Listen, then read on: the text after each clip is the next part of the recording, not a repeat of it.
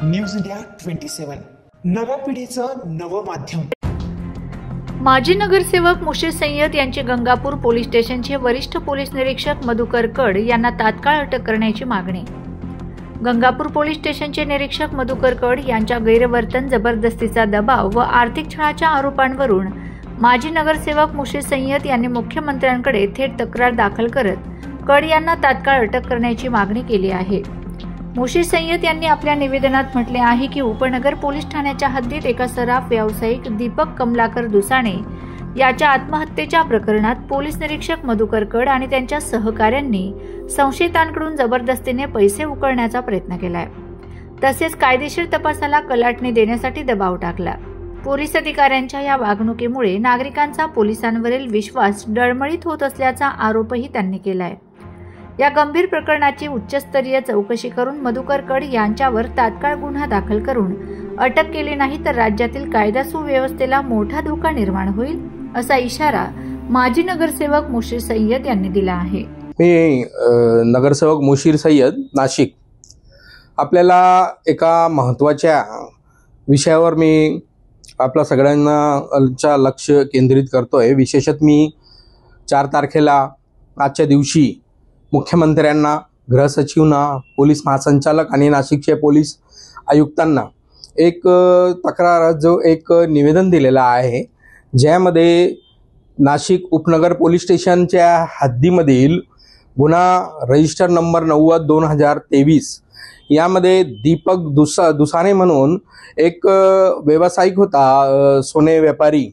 त्याची छळवणूक झाली होती आणि त्या छळवणुकीच्या मुळे त्याने लाईव्ह व्हिडिओ पण तयार केला होता। त्याची FIR पण झालेली आहे। त्या FIRच्या अनुषंगाने 306 असा कलमाचा गुन्हा सुद्धा उपनगर पोलीस स्टेशनमध्ये दाखल झालेला आहे।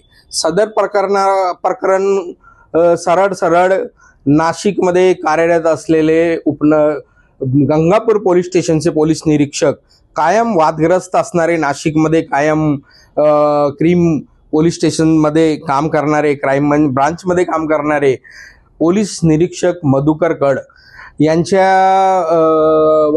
हा संशय आहे आणि माझा आरोप आहे की उपनगरच्या या गुन्हा रजिस्टर नंबर 90/2023च्या 306 कलमान्वये दाखल झालेल्या केसमध्ये सरळ मधुकर कड पोलीस निरीक्षक उल्हासनगर मध्यवर्ती पोलीस ठाण्यामध्ये त्यावेळेस कार्यरत होते आणि तिथे एका चोराने दीपक दुसाणे नाशिक रोड येथील स्वर्ण कार दुकानावर काही चोरीचे सोनं विकलं होतं।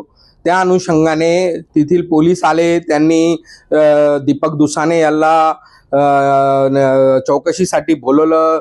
12 ग्राम त्या FIR मध्ये उल्लेख असल्याप्रमाणे 12 ग्राम सोनं हस्तगत करून त्या उल्हासनगरच्या गुन्ह्यामध्ये ते त्यांनी जप्त केलं, असं सगळं FIR मध्ये नमूद आहे। पण त्या ठिकाणी उपनगर पोलीस स्टेशन मधील अनेक अधिकाऱ्यांचे त्यानंतर बदल्या झाले 2023 मध्ये 24-25 पर्यंत, परंतु सदर गुन्ह्याची कोणतीही तपास झालेला नाही। त्याची चार्जशीट सुद्धा कोर्टामध्ये दाखल झाली नाही। ही फार गंभीर गोष्ट आहे आणि कोणाच्या दबावामुळे हे सगळं घडत असेल याची कल्पना आता मला आलेली आहे। म्हणून मी सरळ पोलीस निरीक्षक मधुकर कड यांची चौकशी व त्यांचे उल्हासनगर मधले त्यांचे पोलीस कर्मचाऱ्यांची चौकशीसाठी मुख्यमंत्र्यांना मी अर्ज केलेला आहे, निवेदन दिलेलं आहे। नाशिकमध्ये पण सध्या आपण परिस्थिती पाहिली तर पंचवटी पोलीस स्टेशनचे प्रभारी पोलीस निरीक्षक असताना त्यांना संलग्न